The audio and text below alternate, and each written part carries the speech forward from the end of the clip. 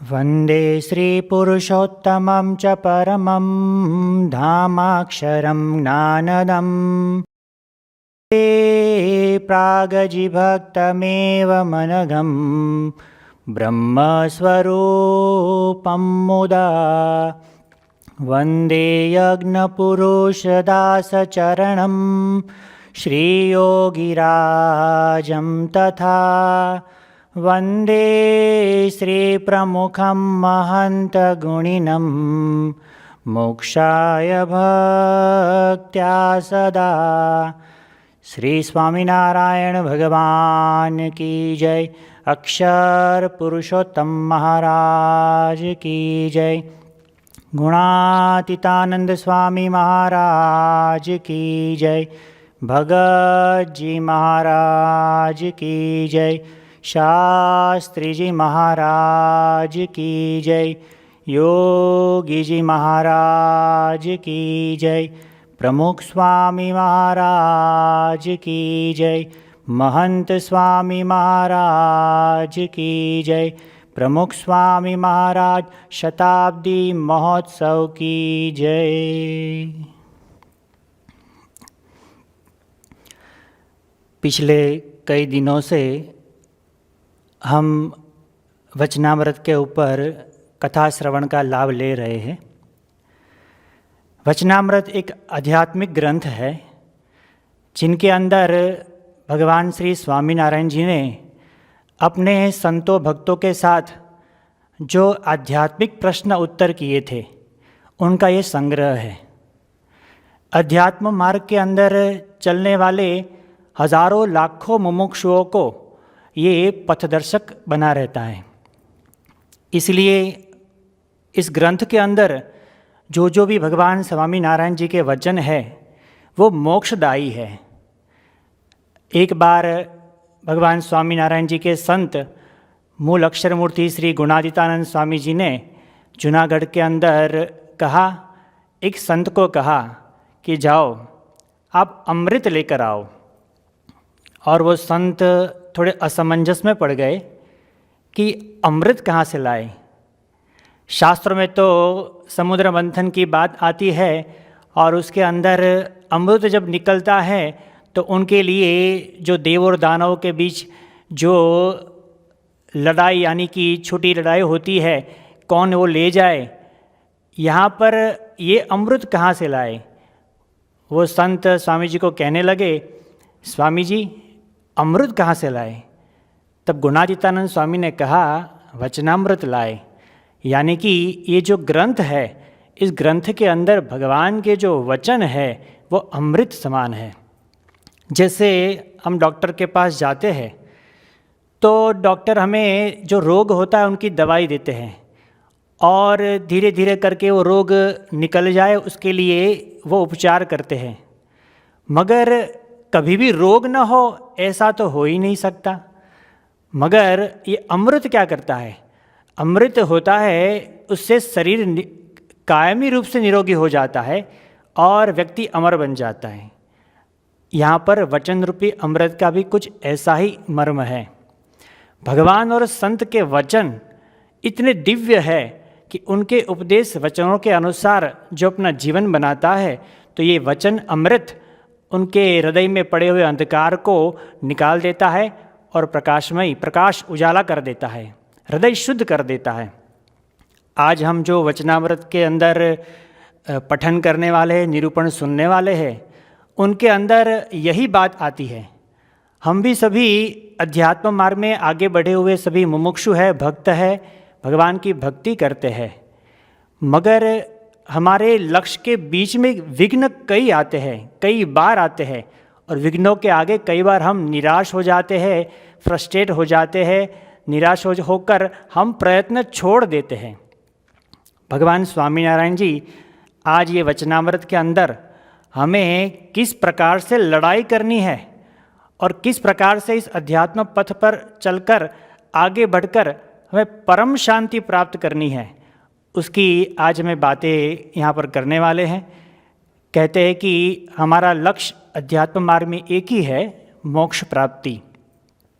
जब तक मुमुक्षु को, भक्त को अपना लक्ष्य स्पष्ट नहीं होता तब तक उनके लिए वो प्रयत्न पुरुषार्थ नहीं करता, साधना नहीं करता। इसलिए सर्वप्रथम हमें हमारे मोक्ष के लिए कटिबद्ध होना पड़ता है कि हमारा जीवन का, हमारे मनुष्य शरीर का लक्ष्य यही है कि हमें मोक्ष प्राप्ति करनी है। देखो, गुणातीतानंद स्वामी ने कहा है, करोड़ काम बिगाड़ कर भी एक मोक्ष सुधार लेना चाहिए।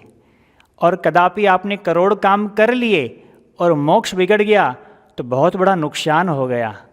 इसलिए स्वामी जी के ये वचन के अनुसार मनुष्य जन्म का लक्ष्य मोक्ष होना चाहिए। शास्त्र में भी यही बात आती है। देखिए, महाभारत के भीष्म पर्व के अंदर जब भीष्म पितामह बाणशैया पर लेटे हुए थे, उस समय पांडव वहाँ पर आते हैं। युधिष्ठिर को भीष्म पितामह ये कहते हैं कि ये भगवान के, ये सत्संग की, ये संत के वचन, ये बातें कितनी महत्व की है। और कहते हैं कि हमारे जीवन का लक्ष्य जो मोक्ष है, आत्म कल्याण है, वो कितने महत्व का है। तो भीष्म पितामह कहते हैं, आत्मार्थे पृथ्वीं त्यजेत, यानी कि आत्म कल्याण के लिए अगर पृथ्वी का त्याग करना हो तो वो भी त्याग करना उचित है।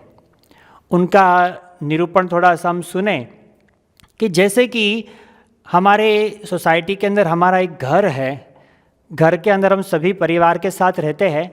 परिवार में सब साथ रहते हैं तो कई प्रश्न खड़े भी होते हैं।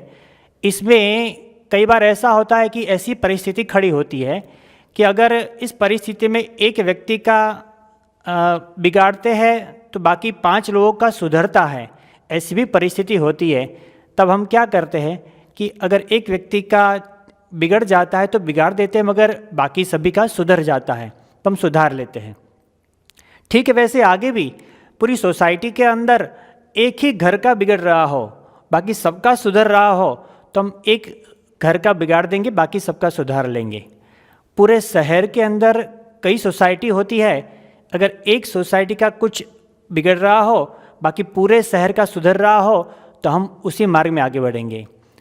पूरे राज्य के अंदर एक शहर का बिगड़ रहा हो और बाकी सभी शहर का सुधर रहा हो, तो हम एक शहर का बिगाड़ कर बाकी सभी का सुधार लेंगे। पूरे देश के अंदर एक राज्य का बिगड़ रहा हो, बाकी सभी राज्यों का सुधर रहा हो, तो हम प्रयत्न यही करेंगे, भले ही एक राज्य का बिगड़ जाए, पूरे देश के सभी राज्यों का उद्धार हो जाएगा। पूरे विश्व के अंदर कई देश हैं, एक देश के बिगड़ने से बाकी सभी देशों के अंदर शांति स्थापना होने वाली हो, सुधरने वाला हो, तो हम एक देश का भी बिगाड़ देंगे। आगे बताते हैं कि पूरे ब्रह्मांड में अनंत पृथ्वियाँ हैं। अगर एक पृथ्वी का बिगड़ रहा हो और पूरे ब्रह्मांड का सुधर रहा हो, तो हम एक पृथ्वी का भी विनाश हमारे लिए आवर्कार्य है, स्वीकार्य है। इससे आगे क्या कहते हैं कि पूरे ब्रह्मांड का बिगड़ रहा हो मगर हमारे आत्म कल्याण का सुधर रहा हो, तो ब्रह्मांड का बिगाड़ देना चाहिए, आत्मा का सुधार देना चाहिए। ये आत्म कल्याण की बात, आत्मार्थे पृथ्वीं त्यजेत, ये बात शास्त्र में लिखी है। हमारा लक्ष्य ये है कि मोक्ष के लिए, आत्म कल्याण के लिए हमें कटिबद्ध होना है। आज इस वचनामृत का हम पठन करेंगे और इस मार्ग के अंदर जो विघ्न आते हैं उस विघ्न की चर्चा करेंगे और उस पर हम भगवान संत और संत के जो वचन है वो कैसे हम हमारे जीवन में अपनाएं, जिससे हम इस अध्यात्म मार्ग को सरलता से हम प्राप्त कर पाए, प्रगति कर पाए। तो चलिए अब ये वचनामृत का हम पठन करते हैं। स्वामीनारायण हरे वचनामृत गरुड़ा प्रथम का 8वां, भगवान एवं संत की सेवा। स्वामीनारायण हरे संवत 1876 में मार्गशीर्ष शुक्ला एकादशी को श्री जी महाराज श्री गजड़ा स्थित दादा खाचर के राजभवन में श्वेत वस्त्र धारण करके विराजमान थे। उनके मुखारविंद के समक्ष साधुओं तथा स्थान स्थान के हरिभक्तों की सभा हो रही थी। तब श्री जी महाराज बोले कि इंद्रियों की जो क्रियाएं हैं उन्हें यदि श्री कृष्ण भगवान तथा उनके भक्त की सेवा में लगाए रखे तो अंतःकरण शुद्ध हो जाता है तथा जीव के अनंत काल के पापों का नाश हो जाता है। जो इंद्रियों की वृत्तियों को स्त्री आदि विषयों में लगाए रखता है उसका अंतःकरण भ्रष्ट हो जाता है और कल्याण मार्ग से उसका पतन हो जाता है। इसीलिए शास्त्रों में जिस प्रकार विषयों को भोगने का निर्देश दिया गया है उसी प्रकार उनका उपभोग करना चाहिए, परंतु शास्त्रों की मर्यादा का उल्लंघन करके उनका उपभोग नहीं करना चाहिए। भगवान स्वामीनारायण ने पूछा है कि इंद्रियों की जो क्रिया है, अगर यदि हम उनको भगवान और संत की सेवा में लगाते हैं तो अंतःकरण शुद्ध होता है और अनंत काल के पाप नाश होते हैं। देखो, अध्यात्म मार्ग के अंदर भगवान ने हमें ये शरीर दिया है जिनके अंदर 5 कर्मेंद्रियाँ और 5 ज्ञानेंद्रिय हैं और 11वां हमारा मन है। कहते हैं ये 5 जो ज्ञानेंद्रिय है उनकी बात भगवान यहाँ पर करते हैं। कौन कौन सी ये इंद्रियाँ हैं? आँख, कान, नाक, जीभ और त्वचा। ये 5 ज्ञानेंद्रिय हमेशा अपने विषयों में जाती रहती है। आँख का काम है देखने का, तो दुनिया भर के रूप देखता है। स्त्री का देखता है, बच्चे का देखता है, इमारत का देखता है, छोटी बड़ी अनंत आकार की सृष्टि वो देखता ही रहता है। ये आँख इंद्रिय का काम है। कान इंद्रिय, जिनको हम श्रवण इंद्रिय कहते हैं, वो हमेशा सुनती रहती है। चाहे वो किसी भी जगह पर जाए, कोने में भी बैठा हो, फिर भी कोई भी आवाज़ हमें आ ही जाती है। तो कहते हैं कि अच्छा बुरा कोई भी शब्द हो, वो शब्द वो सुनता ही रहता है, वो कान इंद्रिय है। तीसरी इंद्रिय है नाक, यानी कि नासिका। नासिके के द्वारा अनंत प्रकार के सुगंध दुर्गंध हम लेते रहते हैं, तो नासिका का काम है ये सुगंधी लेना। चौथी इंद्रिय है जीभ, यानी कि जीवा। जीवा के ऊपर हम कोई भी भोजन की आइटम रखते हैं और हमें स्वाद आता है, तीखा, तूरा, कड़वा, मीठा, खारा। तो स्वाद परखने का काम स्वाद इंद्रिय करती है, जीवा इंद्रिय। तो जीवा का काम है ये स्वाद परखना, स्वाद लेना। और 5वीं इंद्रिय है त्वचा इंद्रिय, जो जिनका विषय है स्पर्श। अच्छे बुरे स्पर्श का वो पहचान करके वो त्वचा इंद्रिय अनुभूति करती है ये अच्छा है और बुरा है। तो 5 इंद्रिय अपना अपना आहार करती ही रहती है 24 घंटा। कहते हैं कि विषय ही उनका आहार है, तो 5 विषयों के बिना ये इंद्रियां रह नहीं सकती। ये 5 विषय कौन से हैं? शब्द, स्पर्श, रूप, रस और गंध। ये 5 विषयों के अंदर ये 5 इंद्रियां हमेशा प्रवृत्त रहती है। भगवान यहाँ पर ये कहना चाहते हैं कि अगर ये इंद्रियों की क्रियाओं को भगवान और संत की सेवा में रखे तो अंतःकरण शुद्ध हो जाता है। देखो, अंतःकरण क्या है? तो अंतःकरण हमारा मन है, जो दिखता नहीं है, सूक्ष्म शरीर है। 4 विभाग पढ़ते हैं उनकी भूमिका के अनुसार: मन, बुद्धि, चित्त और अहंकार। मन हमेशा संकल्प विकल्प करता रहता है। बुद्धि निर्णय करती है ये करना है या नहीं करना है। चित्त के अंदर जैसे आईने में हमारी छवि दिखती है, चित्त के अंदर जो भी चित्र हमने देखे हैं आज तक या पूर्व जन्म में, वो हमें हमारे चित्त के पट पर दिखाई दे पड़ते हैं। अहंकार, यानी कि जिनका हमने निर्णय कर दिया है, वो बार बार उनके अंदर प्रवृत्त होने से वो अहंकार में प्रस्थापित हो जाता है।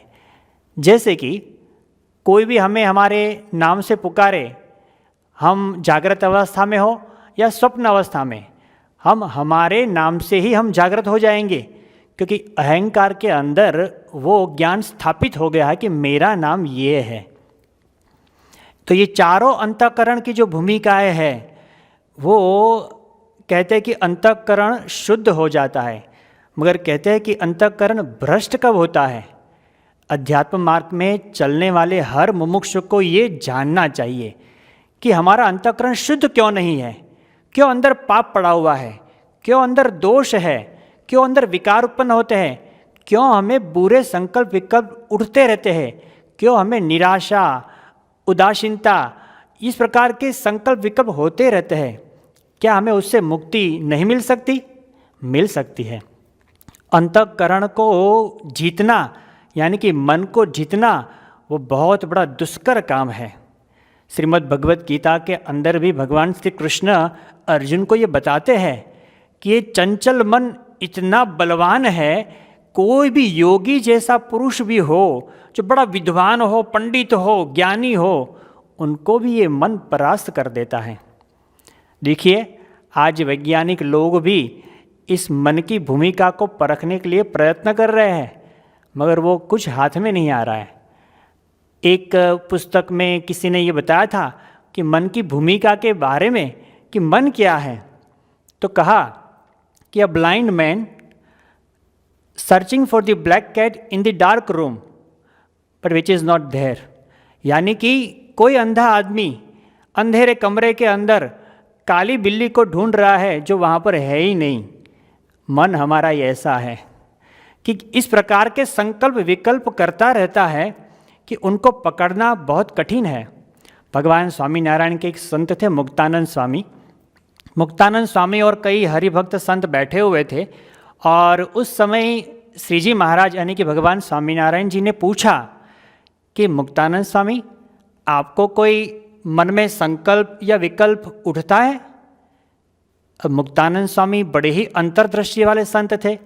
उन्होंने तुरंत ही बाजू में ही पड़ी हुई धूल की मुट्ठी भरकर उठाई और मुट्ठी खोलते हुए उन्होंने भगवान को कहा कि भगवान, जितनी ये धूल के रजकण पड़ते हैं, गिरते हैं, इतने संकल्प विकल्प होते रहते हैं। देखिए, ये मुक्तानंद स्वामी अपने संकल्प विकल्प को पकड़कर कहते थे भगवान स्वामीनारायण को कि भगवान, इतने संकल्प विकल्प होते हैं, मन के अंदर हजारों विचार चलते ही रहते हैं, ऐसे मन को वश करना कितना कठिन है। कहते कि जिन्होंने मन जीत लिया उन्होंने जगत जीत लिया। इसलिए ऐसे मन को कैसे शुद्ध किया जाए, ऐसे अंतःकरण को कैसे शुद्ध किया जाए, ये बात भगवान स्वामी ने यहाँ पर लिखी हुई है। ये इंद्रिया बहुत बलवान है, किसी भी हालत में वो पंच विषय की ओर जाती रहती है। उनको कैसे रोका जाए? श्रीमद् भगवत गीता के अंदर एक अद्भुत बात भगवान यहाँ पर कहते हैं कि किस प्रकार से हम इस प्रकार से अंतःकरण को शुद्ध कर सकते हैं। तो भगवान श्री कृष्ण दूसरे अध्याय के 58वें श्लोक में कहते हैं, यदा संहरते चायम कर्मोंगनीव सर्वशः इंद्रियाणि इंद्रियार्थेभ्यः तस्य प्रज्ञा प्रतिष्ठिता। यानी कि जैसे कछुआ अपनी सारे अंगों को समेट लेता है, उसी प्रकार जो पुरुष इंद्रियों को अपने अपने विषयों में से खींचकर साधना करता है, उनकी बुद्धि स्थिर होती है। मतलब अध्यात्म मार्ग में इंद्रियों को वश करना पड़ेगा। जो व्यक्ति इंद्रिय वश करेगा उसी की ही बुद्धि स्थिर होगी, उसी का अंतःकरण शुद्ध होगा। तो भगवान स्वामीनारायण का ये आदेश है कि इंद्रियों को वश करना पड़ेगा, वृत्तियों को वापस खींचनी पड़ेगी, अपने अपने विषयों में से इंद्रियों की वृत्तियों को खींचना पड़ेगा। देखो, ये आंतरिक स्थिति है। बाह्य आचरण भी जरूरी है, पर आंतरिक रूप से इस प्रकार की स्थिति कि वृत्तियों को विषयों में से खींचना है, और इस लौकिक विषयों में से वृत्तियों को खींचे, उनको आज के हम शब्द उपयोग करते हैं कि संयम, यानी कि इंद्रियों का संयम बहुत ज़रूरी है। इंद्रियों का संयम शक्ति उत्पन्न करता है। जैसे हमने महाभारत में सुना है, गांधारी जिन्होंने अपने आँखों पर पट्टी बांधकर अपने पतिदेव की साथ वो भी अंध बनकर जीवन गुजारती थी, मगर आँखों का संयम रखने से उनकी आँखों के अंदर, इस इंद्रिय के अंदर इतनी शक्ति उत्पन्न हो गई कि जब उनके पुत्र दुर्योधन को कहा कि आप निर्वस्त्र होकर मेरे सामने आइएगा, तब दुर्योधन वहाँ पर उपस्थित होता है। मगर फूल का टोलिया पहनकर आया होता है। जब गांधारी ने अपने आँखों की पटरी खोली और आँखों में से इतना तेज निकला, उन तेज की प्रभाव से दुर्योधन का पूरा शरीर वज्र समान बन गया। मगर जहाँ पर फूल का टोलिया पहना था उतना ही भाग वहाँ पर निर्बल हो गया, यानी कि वो वज्र का नहीं बन पाया। तो कहते हैं गांधारी ने उनको टोका कि क्यों इस प्रकार से आप करके आए। मगर कहने का तात्पर्य यह है कि एक इंद्रिय का संयम रखने से, स्थूल संयम रखने से कितनी शक्ति उत्पन्न हो जाती है। इसलिए इंद्रियों को वश में करना और भगवान के अध्यात्म मार्ग के अंदर भी इतना ही ज़रूरी है। आज हजारों लोग साधना मार्ग के अंदर संयम रखते हैं, कई लोग तपस्या करते हैं, इंद्रियों का संयम रखते हैं, जप करते हैं, साधना करते हैं। उन सभी के अंदर वास्तविक रूप में संयम क्या है? तो कहते कि भगवान और संत की आज्ञा या भगवान और संत के अंदर जुड़ाव होने से उनका योग करने में जो जो बाधाएं रूप होते हैं उस सभी विषयों को कहते हैं कि उनके प्रति हमें इंद्रियों का संयम रखना चाहिए। यहाँ पर एक श्लोक अधिक हम यहाँ पर पढ़ेंगे। श्रीमद् भगवद गीता के अंदर भगवान श्री कृष्ण ने दूसरे अध्याय के 60वें श्लोक में लिखा है कि हमारी इंद्रियां, हमारा मन कितना बलवान है। कहते हैं यततो यपि कौन्तेय पुरुषस्य विपश्चितः इंद्रियाणि प्रमादीनि हरन्ति प्रसभम मनः। भगवान श्री कृष्ण कहते हैं, हे कुंती पुत्र, इंद्रियों को जीतने के लिए जो प्रयत्न करता है वो बुद्धिमान मनुष्य चाहे कितना भी प्रयत्न करता है, फिर भी ये प्रमादिनी इंद्रियों उनको जबरदस्ती विषयों के अंदर खींच के ले जाती है। देखिए यहाँ पर विषय का स्वाद जब चख लेते हैं ना तो इंद्रिय बार बार वहाँ चली जाती है। इसलिए गुणातीतानंद स्वामी के समय में एक प्रसंग बना था। एक बढ़ई लकड़े का काम करने के लिए एक अंग्रेज अमलदार के घर गया होगा और वहाँ पर वो बढ़ई का अपना काम कर रहा होगा। अंग्रेज अमलदार की उनकी पत्नी कुछ रूपवान होगी, गोरी होगी, वहाँ पर बैठी होगी। एक बार उनकी आँख इंद्रिय बढ़ई की उस पर दृष्टि पड़ी। कहते हैं कि अंतःकरण के अंदर संकल्प हुआ, मन के अंदर संकल्प हुआ कि रूपवान है, अच्छी है, और कहते हैं कि अंदर पड़ी हुई काम वासना जो कारण शरीर है वो काम वासना के हेतु, काम वासना से उनके मन के अंदर संकल्प हुआ कि देखना है। तो एक बार देखा, 2 बार देखा, 3 बार देखा। अब अंग्रेज अमलदार ने कहा कि मत देख, मढ़म को मत देख। और कहते हैं कि वो उसने थोड़ी देर वापस अपने काम में मन लगा दिया, मगर वापस अंदर से उसकी इंद्रियां मन के अंदर संकल्प होने लगे, दोबारा देखना है, दोबारा देखना है। और कहते हैं कि दोबारा देखता रहा, अमलदार वो मना करता रहा। बाद में उन्होंने अमलदार ने उनकी दोनों आंखों फोड़ डाली। कहते हैं कि ये थोड़ा सा रूप का स्वाद चखने के लिए उन्होंने पूरी जिंदगी अंधा रहना पड़ा। ऐसे भी प्रसंग बनते हैं। इंद्रिया की वृत्ति को खींचना बड़ा कठिन पड़ता है। देखो जो विद्वान होते हैं, पंडित होते हैं, उनको भी ये इंद्रिया नचा देती है। भगवान श्री वेदव्यास थे, उनके पास जैमिनी ऋषि करके एक ऋषि थे जो वहाँ पर उनकी सेवा में थे। वेदव्यास जी कोई ग्रंथ लिखवा रहे थे।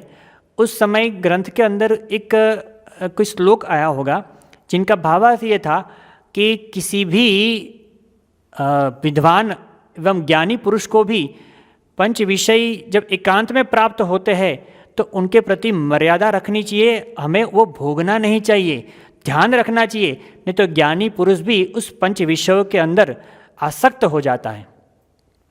तब ये जैमिनी ऋषि को कुछ बात हजम नहीं हुई। उन्होंने कहा भी वेदव्यास जी ज्ञानी पुरुष होते हैं, उनको तो सारा ज्ञान होता है, सारा विवेक होता है, फिर भी वो विषय के अंदर आसक्त कैसे हो जाता है। ये संशय हुआ। तब वेदव्यास जी ने कहा कि जैमिनी जी आप आगे बढ़िए, दूसरे श्लोक लिखिए, इस श्लोक का आप आगे आपको पता चलेगा। थोड़े समय के बाद एक बार ऐसी घटना घटी जैमिनी ऋषि अपने आश्रम के अंदर अपनी घास की कुटिया के अंदर वहाँ पर सोए हुए थे। रात्रि का समय था और मूसलाधार वर्षा हो रही थी। उस समय जैमिनी ऋषि की जो बहन थी वो अपने घर जा रही थी और कहते कि रास्ते में इतनी बारिश हुई, इतनी पानी पानी सब हो गया, तो वहाँ पर पूरे भीग गई थी और वहाँ पर जैमिनी ऋषि के आश्रम के बाहर आई और बाहर उन्हें दरवाज़ा खटखटाया और कहा कि भैया आज की रात मुझे यहाँ सोने दीजिए कि बारिश बहुत है, आगे मैं जा नहीं सकती। जैमिनी ऋषि बाहर आए और अपनी बहन को देखा, पहचान लिया और बहन को कहा ठीक है बहन, आप अंदर जाकर सो जाइए, मैं बाहर सो लेता हूँ। और कहते हैं कि जैमिनी ऋषि बाहर सोए और अंदर उनकी बहन को सुला दिया, मगर जैमिनी ऋषि ने अपनी बहन का रूप देख लिया था। अब देखो, आँख इंद्रिय के द्वारा एक बार ये रूप का विषय अंदर चला गया, अब मन चिंतन करने लगा कि दोबारा अब बहन को मिलते हैं।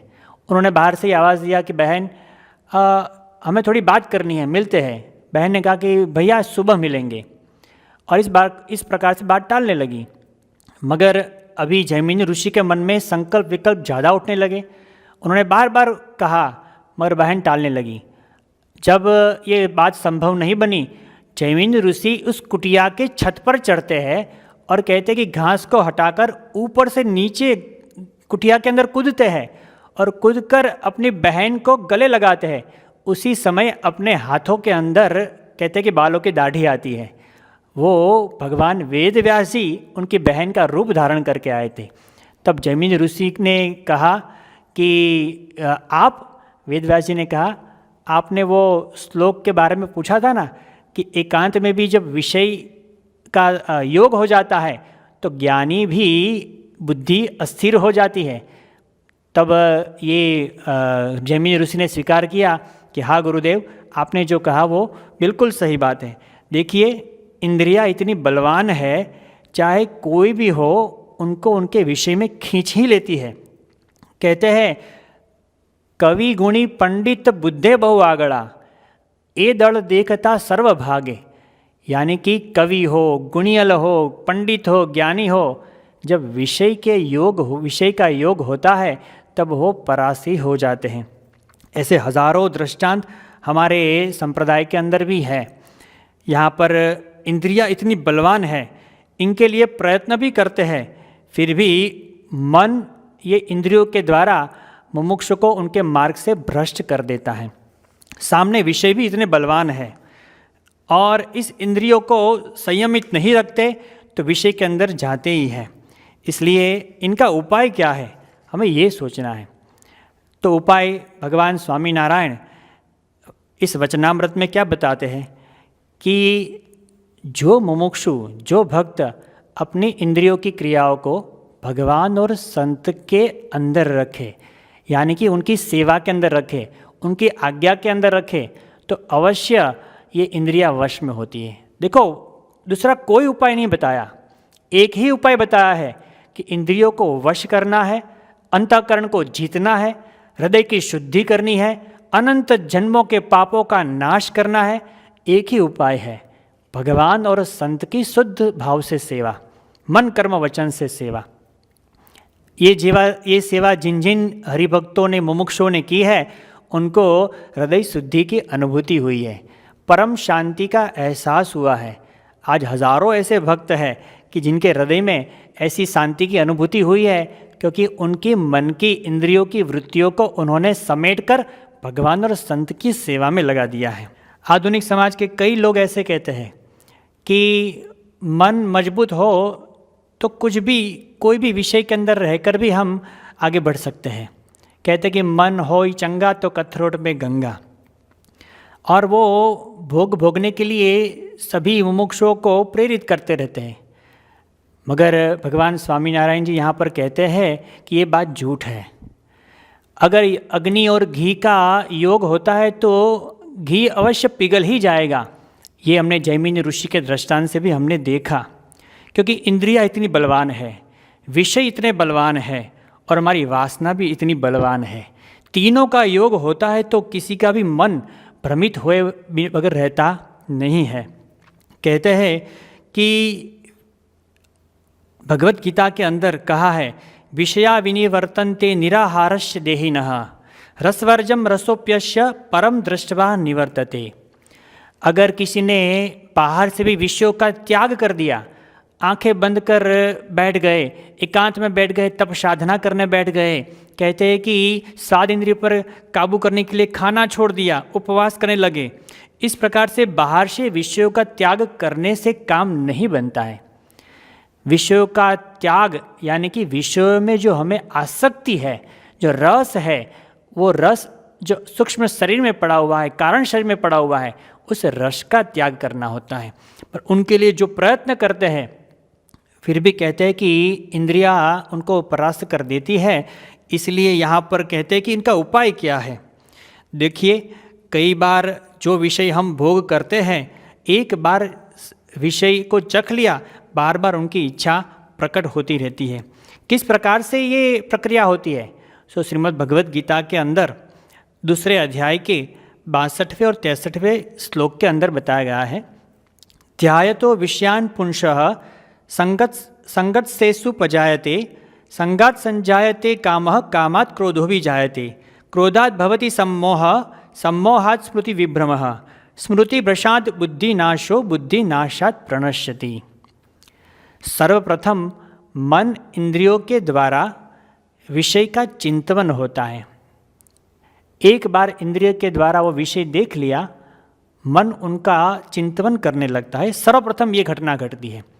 जैसे कि एक बार एक सन्यासी अपने कोई गांव के अंदर गया होगा, कोई भक्त ने उनके घर बुलाया और कहा कि आप भोजन करने के लिए हमारे घर पधारे, और सन्यासी को भोजन करने के लिए आसन दिया। सन्यासी वहाँ बैठ गया। सभी जो अंदर मालकिन थी, वो स्त्री भक्त थी, वो सारे किचन में से, रसोई घर में से सारा सामान लेकर बाहर सन्यासी के आगे रख दिया कि अभी वो भोजन करना आरंभ कर रहे। मगर सन्यासी की दृष्टि रसोई घर में एक बर्तन पर पड़ी जिनके अंदर सेके हुए पापड़ थे। अब देखिए, चक्षु इंद्रिय से देखा हुआ यह विषय और उनके हृदय में पड़ी हुई आसक्ति, उनका योग हुआ और मन ने संकल्प किया कि पापड़ मुझे खाना है। यहाँ पर यही आया, ध्यायतो विषयान पुंसः संगत सेसु पजायते, यानी कि यह विषय का संग हुआ और रस उत्पन्न हुआ। रस कहाँ था? अंदर पड़ा हुआ था, और उनमें से विचार जन्म हुआ। क्या हुआ? कामः, यानी कि कामना, इच्छा प्रकट हुई कि वो पापड़ मुझे खाना है। और कहते हैं कि बाद में उन्होंने किस प्रकार से वो पापड़ लिया जाए, उनके प्रयत्न शुरू किए और भक्त को, महिला भक्त को कहा कि देखो, आज मैं जंगल में से यहाँ पर गांव में आ रहा था, रास्ते के अंदर मैंने बहुत बड़ा सांप देखा, और वो सर्प की जो मुख था वो इतना जबरदस्त था कि वो सामने जो पापड़ पड़ा है इनके जैसा था। और जैसे ही ये पापड़ शब्द सुना, वो महिला भक्त तुरंत ही अंदर गई, अरे मैं पापड़ तो भूल गई, और वो पापड़ लेकर सन्यासी को भोजन के लिए पापड़ दिया। और इस प्रकार से सन्यासी ने कहा बस बाद में मैं यहाँ पर गांव में वापस आ गया। इस प्रकार से मकर करके भी उन्होंने अपनी स्वाद वृत्ति का पोषण कर दिया। यहाँ पर यही कहते हैं कि जब आसक्ति होती है, कामना प्रकट होती है, उसके बाद क्या होता है, तो उसको प्राप्त करने के लिए प्रयत्न करते हैं। अगर उस प्राप्ति के अंदर कोई विघ्न डालता है तो क्रोध उत्पन्न हो जाता है, यानी कि कामात् क्रोधो भी जायते, क्रोध उत्पन्न हो जाता है। अगर क्रोध के बाद क्या होता है, तो कहते हैं कि जिनको क्रोध आता है उनको पता नहीं चलता है कि क्या करना चाहिए और क्या नहीं करना चाहिए। वो विवेक खो बैठता है, यानी कि मूढ़ जड़ प्रकृति धारण कर लेता है, उनको कुछ पता नहीं चलता है, विवेक नहीं रहता है। और कहते हैं कि इस क्रोध में से भी बाद में क्या अकर्तव्य उनका भान नहीं रहता है। कहते हैं कि इस मूढ़मति से उनकी स्मृति नाश हो जाती है। जो बार बार गुस्सा करता है, क्रोध करता रहता है, उनकी स्मृति शक्ति बहुत अच्छी नहीं होती है, उनको याद कुछ नहीं रहता है। इसलिए कहते हैं कि स्मृति शक्ति का नाश हो जाता है। और बाद में कहते हैं कि स्मृति भ्रशात् बुद्धि नाशो बुद्धि नाशात् प्रणश्यति, यानी कि ये बुद्धि नाश होने से मोक्ष मार्ग से भ्रष्ट हो जाता है। बुद्धि यानी निर्णय बुद्धि कैसे करेगी, तो स्मृति यानी कि जो ज्ञान होगा उनमें से बुद्धि निर्णय करेगी, पर जहाँ पर स्मृति नाश हो गई है वहाँ पर बुद्धि भी कुछ काम कर पाएगी नहीं। तो एक पंच विषय में से किसी भी एक विषय का चिंतन करने से कितना बड़ा नुकसान होता है ये हमें यहाँ पर देखने को मिलता है। कई बार हमारे आसपास में ही ऐसे दृष्टांत देखने को मिलते हैं कि कई ऐसे विद्यार्थी होते हैं, पढ़ने में बहुत ही होशियार होते हैं, इंटेलिजेंट होते हैं, मगर एक बार किसी विषय के अंदर उनके मन की वृत्ति चिपक गई, बाद में पढ़ाई में ध्यान नहीं लगता है। कहते हैं कि वो विषय उनको इतना परेशान कर देता है कि वो अपने पढ़ाई के मार्ग से भ्रष्ट हो जाता है। राजकोट के अंदर एक विद्यार्थी का एक ऐसा प्रसंग बना, 12वीं कक्षा के उन्होंने 12वीं कक्षा के अंदर इस विद्यार्थी ने बहुत ही अच्छे मार्क्स प्राप्त किए, कहते हैं कि डिस्टिंक्शन प्राप्त किए। उनके पिताजी ने बहुत ही आनंद में और इस विद्यार्थी को यानी कि अपने पुत्र को एक नया स्मार्टफोन मोबाइल उनको भेंट दिया कि बेटे तूने ये सिद्धि हासिल करी है तो ये भेंट तू ले ले। बेटा आज तक मोबाइल उपयोग नहीं करता था, पढ़ाई में ध्यान देता था, और हाथ में मोबाइल आया और बाद में कॉलेज के अंदर उनका प्रवेश हुआ। अब मोबाइल के अंदर, स्मार्टफोन के अंदर आजकल तो पूरी दुनिया की सारी माहिती, सारी चीज़ें कहते हैं कि मोबाइल के अंदर आ गई है। अब कहते हैं कि सोशल मीडिया भी वो उपयोग करना सीख गया। अब एक बार क्या हुआ, उनकी मोबाइल के अंदर ही चैटिंग होती है, उसके अंदर किसी ने मैसेज भेजा कि हाउ आर यू, और उन्होंने कहा कि ये कौन होंगे। उसने पूछा हु आर यू, और बाद में बात आगे चली तो कोई लड़की का ये मैसेज था, और कहते हैं कि ये पुत्र को उस लड़की के साथ बातचीत होने लगी, और बातचीत होते होते कई समय बीतता गया, बातचीत इतनी आगे बढ़ते गई, बाद में वो दोनों मिलते गए और बाद में उसकी चर्चा भी होती रही, फ़ोन पर लंबे समय तक बातें भी करते रहे। अब पढ़ाई में ध्यान कम होने लगा, और कहते हैं कि कई महीनों के बाद में ये लड़का ये कहता है कि मुझे तो लगता था ये मैं स्वर्ग में जी रहा हूँ। देखो, जिस विषय के अंदर आसक्ति होती है वो विषय का उपभोग आप करते हैं तो आपको सुख आता है, मगर ये सुख बड़ा दुखदाई होता है। कहते हैं कि थोड़े समय के बाद उस लड़की ने उनको मना कर दिया कि अब हम मिलेंगे नहीं। तब ये लड़के के हृदय के अंदर जो दुख उत्पन्न हुआ, कहते हैं कि उनको आत्महत्या करने का विचार आ गया, और हमारे किसी भक्त के पास जाकर उन्होंने कहा कि भाई मैं अब जिंदा रहना चाहता नहीं हूँ, कि अब मुझे पूरा जीवन कुछ अच्छा ही नहीं लगता है, पढ़ने में मन नहीं लगता है, जीवन में कोई जीने का मन नहीं लगता है। देखो ये कैसे हो गया, विषय का चिंतन किया, विषय में मन लग गया, कामना उत्पन्न हुई, कामना उत्पन्न होने के अंदर मोह उत्पन्न हुआ, ये मोह के अंदर वो प्रवृत्त हो गया, और कहते कि अपने मार्ग से अंदर वो भ्रष्ट हो गया। देखो, सामान्य रूप से विद्यार्थी को भी ये जानना चाहिए, अगर इंद्रियों का संयम नहीं किया तो अपने मार्ग से भ्रष्ट हो ही जाता है। इसलिए आज इस वचनामृत के द्वारा हमें इतना तो अवश्य जानना ही पड़ेगा, अगर मोक्ष प्राप्त करना है तो इंद्रियों को वश करना पड़ेगा। पंच विषयों का त्याग केवल त्याग नहीं रखना है, रसासक्ति को, हमारे अंदर पड़ी आसक्तियों को त्याग करना होगा। तो अब ये चीज़ कैसे हो पाए, तो इसी श्लोक में लिखा है कि परम दृष्टवा निवर्तते, यानी कि परम यानी कि परमात्मा, दृष्टवा यानी कि साक्षात्कार, निवर्तते यानी कि आसक्तियाँ दूर होती है। जिन भक्त की वृत्ति परमात्मा के अंदर स्थिर हो जाती है, परमात्मा की सेवा के अंदर लीन हो जाती है, कहते हैं कि उनकी मति, उनकी बुद्धि स्थिर हो जाती है। जैसे सबरी का दृष्टांत हमने रामायण के अंदर सुना है, कई वर्षों तक उनके मन की वृत्ति कहाँ पर थी, एक ही जगह पर, मेरे राम आएंगे, उस राम की सेवा के अंदर मैं ये बैर रखूँगी। रोज वो बैर की तोड़ने की सेवा करती थी, चखने की सेवा करती थी कि मेरे राम को मैं मीठे बैर खिलाऊंगी। और कहते हैं कि कई वर्षों के बाद ये भगवान श्री राम का योग हुआ और सबरी जी ने वो बैर खिलाए। देखो, उनका अंतःकरण शुद्ध हो चुका था, केवल भगवान का योग बाकी था। हाँ, उनके इंद्रियों की वृत्तियाँ पूरे दिन भगवान राम का ही रटन करती थी। देखो, ये दृष्टांत हमें यही दिखाता है कि पूरे दिन की जितनी भी हम क्रियाएं करते हैं, उस क्रियाओं के अंदर कैसे हम भगवान और संत का संबंध लाए। देखो, कान हमारा सुनना बंद नहीं करेगा, आंख देखना बंद नहीं करेगा, हाँ, जीवा खाने बंद नहीं करेंगी, ये सब हम उपभोग करने ही वाले हैं, मगर उस मन की, उस इंद्रियों की वृत्तियों को अब हमें डाइवर्जन देना है। जो गलत जगह पर जा रही है वहाँ से खींचकर भगवान और संत में लगानी है। भगवान की क्या रुचि है, उनकी क्या प्रसन्नता किस में है, उसी क्रियाओं के अंदर हमें हमारी इंद्रियों की वृत्तियों को लगानी है।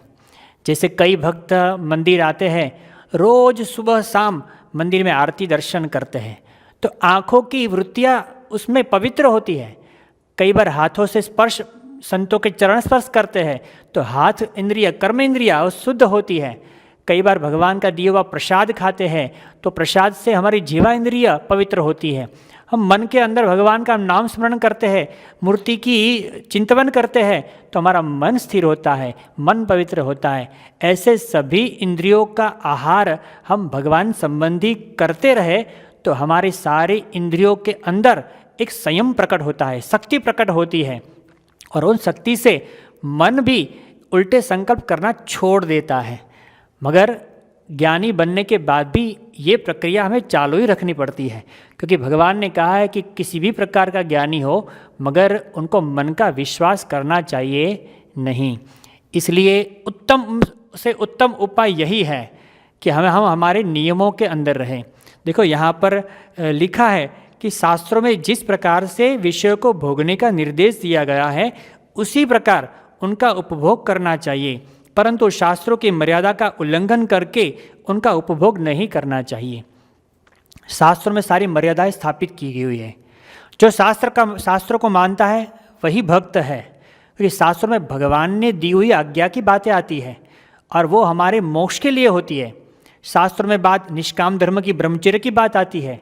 हमारे परम पूज्य डॉक्टर स्वामी जी बार बार ये बात बताते हैं कि जो भी गृहस्थ हरिभक्त है, अगर ये अपने इंद्रियों की वृत्तियों को संयमित नहीं रखेगा तो उनको प्रश्न आएंगे। इसलिए मर्यादा का पालन अवश्य करें। स्त्री पुरुष मर्यादा का पालन अवश्य करें। जैसे कि अपनी स्त्री के सिवा दुनिया की जितनी भी स्त्रियां हैं, बड़ी है तो माता के समान माने, समान उम्र की है तो उनको बहन के समान माने, और अगर छोटी है तो पुत्री के समान माने। कोई शादीशुदा विवाहित पुरुष नहीं है, युवान है, तो दुनिया की सभी स्त्रियों को माँ और बहन के समान माने। ठीक उसी प्रकार स्त्री को भी दुनिया के सारे पुरुष पिता, भाई और पुत्र के तुल्य उनको मानना चाहिए। इस प्रकार की मर्यादा भगवान और संतों ने शास्त्रों में स्थापित की हुई है। अब देखिए, जो भी गृहस्थ भक्त हो या कोई मुमुक्षु हो या कोई जीव हो, कोई भी मनुष्य हो, इस मर्यादाओं को लांघता है तो उनके जीवन में प्रश्न खड़े होते ही है। इसलिए शास्त्रों की मर्यादा का उल्लंघन नहीं करना है, ये आदेश भगवान श्री स्वामीनारायण जी ने हम भक्तों को दिया हुआ है। इस आदेश का हमें पालन करना चाहिए। बाद में भगवान यहाँ हमें क्या कहते हैं, इसके साथ ही साधुओं का संग करना चाहिए और कुसंग का परित्याग कर देना चाहिए। देखिए, ये इंद्रियों का संयम, विषयों का त्याग और इस प्रकार से शास्त्रों की मर्यादा में रहना, ये सभी बातें हमारे लिए सरल कब बन जाती है, तो कि संत समागम में। ऐसे संत के पास हम पहुंच जाए जिनकी मति बुद्धि स्थिर है, जो ज्ञानी है, जिनको भगवान का साक्षात्कार है, जो गुणातीत है, जो अक्षर ब्रह्म स्वरूप संत है। ऐसे संत के निकट जाने से हमारी सारी वृत्तियाँ, इंद्रियों की वृत्तियाँ स्थिर हो जाती है, मन अंतःकरण हमारा शुद्ध हो जाता है। इस समागम में हमें पड़े रहना चाहिए। देखो, संतों के समागम से कितना लाभ होता है वो हम कई प्रसंगों के द्वारा देखेंगे। भगवान श्री स्वामीनारायण के समय में कई ऐसे आसुरी वृत्ति वाले थे जिनके हृदय के अंदर कहते हैं कि अधर्म पाप भरा हुआ था, मगर भगवान स्वामीनारायण का जब योग हुआ तो कहते कि जिस हाथ में तलवार थी उस हाथ में माला आ गई। कहते हैं कि व्यसनों की चुंगाल के अंदर फंसे हुए थे, मगर भगवान और संतों के समागम से वो भी सारे जीवन में से चले गए। गुणातीतानंद स्वामी एक बार माड़िया हाटीना करके गांव है, वहाँ पर गए होंगे। वहाँ पर एक रामा हाटी करके कोई व्यक्ति था, बड़ा ही त्रस्त व्यक्ति था कि जो दारू में रचा पचा था, मांसाहार करता था, व्यसनी था और गांव वाले भी उनसे परेशान थे। गुणातीतानंद स्वामी के पास वो आए और गुणातीतानंद स्वामी ने कहा कि रामा हाटी, अगर यदि हम शेर के सामने हम मिठाइयाँ रखें, जैसे कि जलेबी है, बर्फ़ी है, तो क्या वो खाएगा? रामा हाटी के बिल्कुल नहीं, शेर है भाई, वो कैसे ये सब खाएगा, ये तो मनुष्य का भोजन है। तब गुणातीतानंद स्वामी ने कहा कि देखो, ये पशु भी समझते हैं कि भाई मनुष्य का भोजन हमें नहीं खाना चाहिए, मगर मनुष्य होता है वो समझते नहीं है और वो पशु का भोजन वो खाने लगते हैं। जब ऐसी बात करी, कहते हैं कि गुणातीतानंद स्वामी की दृष्टि से उनके ये पल भर के समागम से रामा हाटी के हृदय के अंदर एक प्रकाश हुआ, ज्ञान का प्रकाश हुआ, और कहते कि उनकी वृत्तियाँ संयमित हुई, मन के विचार बदल गए, अंतःकरण में पवित्र विचार आने लगे और उन्होंने उसी समय इस गुणातीतानंद स्वामी के चरणों में अपने सारे व्यसन छोड़ दिए और पवित्र जीवन जीने की उन्होंने प्रतिज्ञा ली। देखो, संत समागम से लोहा कैसे कंचन बन जाता है, पारस मणि के स्पर्श से लोहा कंचन बन जाता है, ठीक वैसे ये पारस मणि जैसे संत के समागम से हमारे हृदय में पड़े हुए अंधकार को निकालकर वो उजाला भर देते हैं। ये संत की ताकत है। गुणातीतानंद स्वामी के समागम में वालेरा वरु करके, मुंजा शुरू करके ऐसे कई ऐसे व्यक्ति आए थे जो दुनिया में हम देखें तो बड़े पापी जीव थे, मगर उस सभी पापी जीवों को ऐसे सच्चे संत का, अक्षर ब्रह्म संत का योग हुआ तो उन संत के समागम से उनका पूरा जीवन सुधर गया। कहते हैं कि भगवानमय हो गया। प्रमुख स्वामी महाराज के जीवन में भी ऐसे प्रसंग बने हुए। प्रमुख स्वामी महाराज, उनके पास भावनगर के तलाजा गांव के ऋषुभा सरकार थे। वो भी बड़े ऐसे ही दारू में चकचूर रहते थे, पूरा दिन वो दारू पीते थे और कहते थे कि उनकी उस क्षेत्र के अंदर उनकी सरकार, यानी कि उनका कायदा चलता था, कोई भी सरकार का कायदा वहाँ नहीं चलता था, वो जैसा कहे वैसा ही होता था। और कहते हैं कि नशे में चकचूर पड़े हुए उसके गांव के अंदर एक बार प्रमुख स्वामी महाराज का आगमन हुआ। प्रमुख स्वामी महाराज उनके घर गए, तब वो बाहर के किसी थिएटर में नशे में पड़े हुए थे। किसी ने बोला कि आपके घर प्रमुख स्वामी महाराज आए हैं, और उन्होंने, कहते हैं कि वहाँ पर अपने घर आए, प्रमुख स्वामी महाराज ने उनकी आंखों में आंखें डालकर उनका हाथ पकड़कर कहा कि क्षत्रिय होकर आपको ये शोभा नहीं देता है।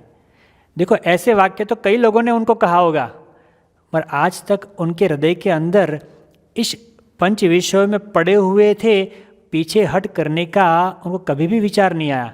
आज ऐसे निर्मत्सर पवित्र अंतःकरण वाले, भगवान के साक्षात्कार वाले संत ने एक वचन किया, एक पल भर का सत्संग, एक घड़ी आधी घड़ी ताकी में पुनी याद, तुलसी संगत संत की कटे कोटि अपराध। ये प्रमुख स्वामी महाराज के पल भर के समागम से ये ऋषुभा सरकार के सारे व्यसन उसी समय छोड़ दिए। पूरे गांव वालों को आश्चर्य लगा कि ये इतना पापी जीव, इतना व्यसनी जीव एक दिन के अंदर कैसे व्यसन छूट सकता है।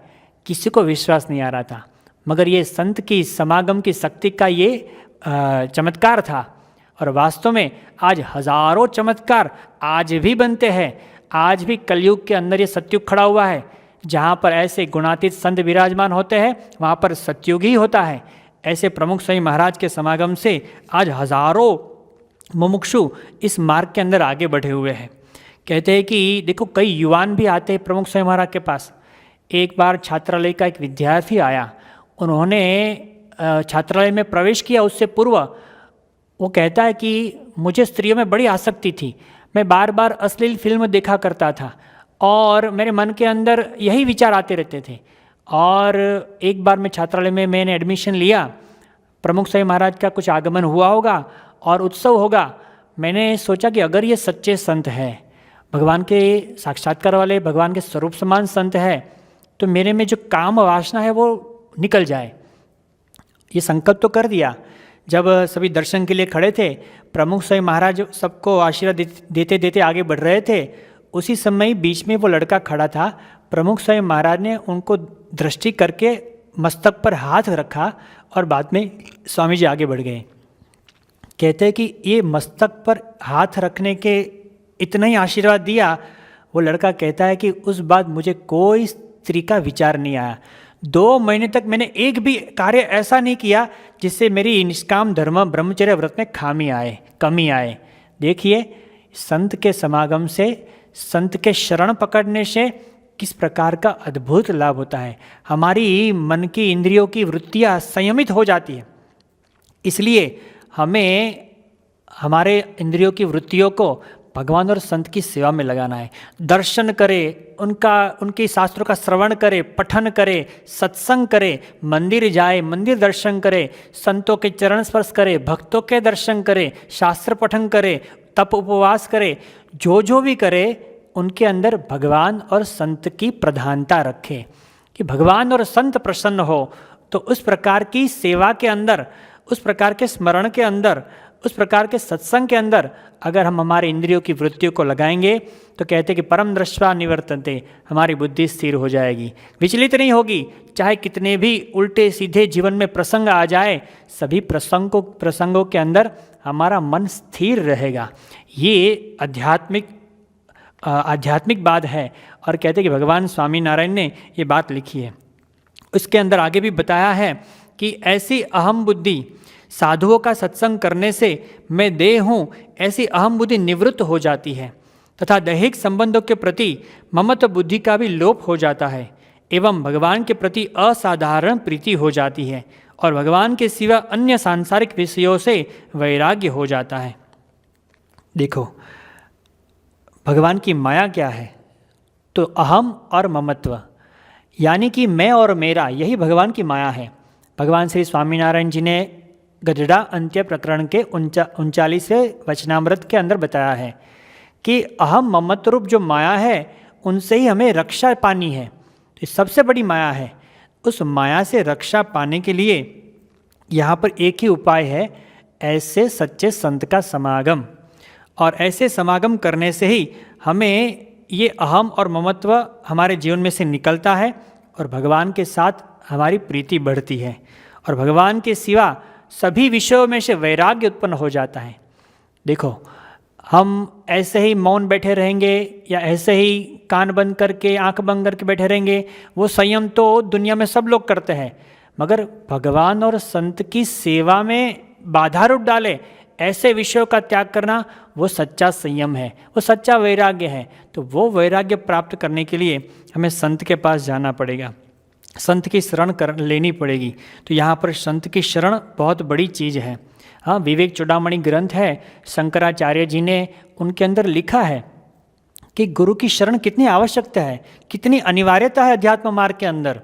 संगादि वेदो मुखे शास्त्र विद्या कवित्वादि गद्यम सुपद्यम करोमि गुरोरन्ध्रिपद्मे मनश्चेन लग्नम ततः किम ततः किम ततः किम ततः किम। वेद के जो 6 अंग है, षड्दर्शन है, हाँ, शास्त्र पुराण है, इतिहास है, सभी ग्रंथों उनको कंठस्थ हो, उनकी कथा कर सकता हो, इतना पंडित हो, विद्वान हो, मगर उन्होंने अगर यदि अपना मन, कहते हैं कि अंतःकरण भगवान और संत के शरण में, यानी कि कोई गुरु के चरण में नहीं रखा, जीवन में उन्होंने कुछ नहीं किया है, कुछ नहीं किया है, कुछ नहीं किया है। यानी कि ततः किम ततः किम ततः किम ततः किम, यानी कि इस वचनामृत के अंदर हमने जो उपाय प्राप्त किए, जो मोक्ष के अंदर जो विघ्न करते हैं, उस विघ्नों को दूर करने के लिए एकमात्र उपाय जो हुआ है वह है भगवान और संत की शरण। शरण में आकर भगवान और संत जो भी आज्ञा हमें देते हैं, उस प्रकार से अगर हम हमारा जीवन बनाए तो वास्तविक रूप में कोई हमें मोक्ष प्राप्ति के अंदर रोक नहीं सकता है। हाँ, शर्त यह है, इंद्रियों की वृत्तियों को भगवान और संत की सेवा में रखना है, अंतःकरण उसी से ही शुद्ध होता है। देखिए, चोबन पगी जैसे भगवान स्वामिनारायण के भक्त थे, हाँ, लुटेरे थे, गांव के गांव लूट लेते थे, भगवान स्वामिनारायण के योग में आए, अंतःकरण शुद्ध हो गया और कहते थे कि भाई भगवान स्वामिनारायण के दर्शन बिना, उनकी स्मृति के बिना वो भोजन भी नहीं ग्रहण करते थे। तड़ाजा के ऋषुभा सरकार जब परिवर्तन हुए, हर रोज़ मंदिर जाते थे। कहते हैं कि हाथ में माला आ गई, अखंड माला जाप करते थे। प्रमुख स्वामी महाराज उनको अंतकाल में लेने के लिए आए। इनके दर्शन भी कई लोगों को हुए। देखिए, हमारे भक्त एक अफ्रीका के दार इस्लाम के सुभाष भाई भक्त हैं। उनका पूर्वाश्रम का जीवन भी ऐसा ही कुछ था। दारू, व्यसन और कहते कि मारपीट करना। हाँ, उस प्रदेश के जो ऑफिसर थे उनको भी घर में बंद करके वो मारपीट करते थे। ऐसे वो खूंखार जैसे थे।